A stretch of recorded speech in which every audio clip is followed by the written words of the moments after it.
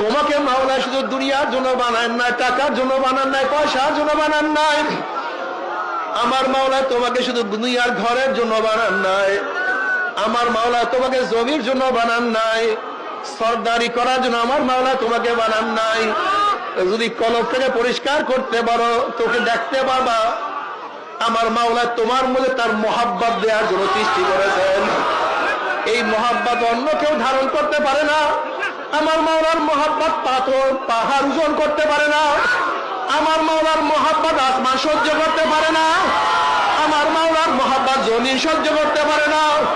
আমার মাওলার মহাব্বত পানি সহ্য করতে পারে না। আমার মাওলার ভালোবাসা ফেরেশতা সহ্য করতে পারে না। আমার মাওলার মহাব্বত একমাত্র মানুষ সহ্য করতে পারে।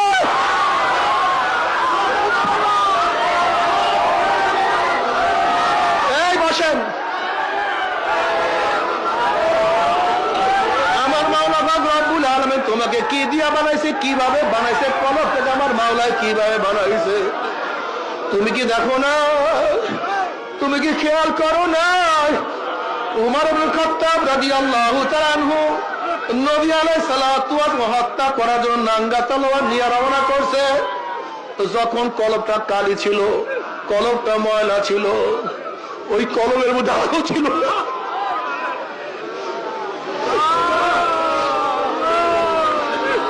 যখন কলবটা নর্দমার ময়লার মধ্যে ছিল, তখন ওই কলব আমার নবী কি ও চিনতে পারে নাই, আমার নবীর মর্যাদা বুঝতে পারে না।